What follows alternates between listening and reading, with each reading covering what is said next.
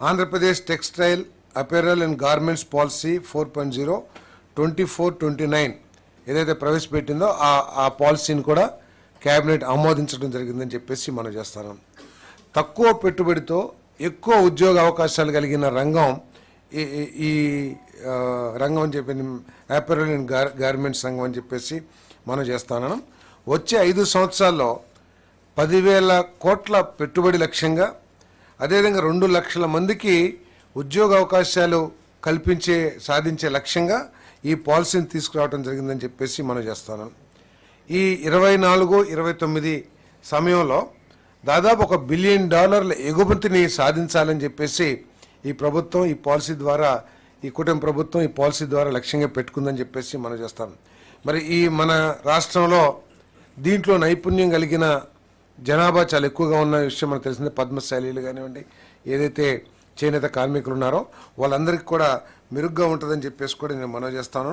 వీటి కోసం ఈ పార్క్స్ ఏర్పాటు చేయడమే కాకుండా, మౌలిక వసతులు ఏర్పాటు చేయడమే కాకుండా రాయితీలు కూడా పెద్ద ఎత్తున ఇవ్వటం జరుగుతుందని చెప్పేసి మనం చేస్తాను.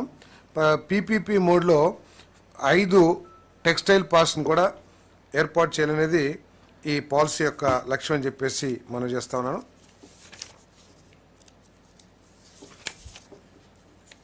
దాంట్లో కూడా ఇన్సెంటివ్స్ ఎవరైనా కొత్తగా పెట్టుబడులు పెట్టే MSME, sub large and large 3 కేటగిరీలుగా ఈ ఇన్వెస్టర్స్ని డివైడ్ చేసి ముగ్గురికి డిఫరెంట్గా ఇన్వెస్ట్మెంట్ సబ్సిడీ ఎంఎస్ఎంఈ అయితే 30%, సబ్ లార్జ్ అయితే 20%, లార్జ్ అయితే 25% ఇన్వెస్ట్మెంట్ సబ్సిడీ ఇవ్వడం జరుగుతుంది. Women, BC, SC, ST, minorities, specially abled వాళ్ళందరికీ కూడా ఎంఎస్ఎంఈ అయితే 45% సబ్సిడీ, 25% సబ్ లార్జ్ యూనిట్స్కి, లార్జ్ యూనిట్స్కి 30%. అదేవిధంగా పవర్ కాస్ట్ ₹2 పర్ యూనిట్ అందరికీ కూడా. అదేవిధంగా ED charges exemption 50%, stamp duty and land conversion charges 100% అన్ని యూనిట్స్ కూడా.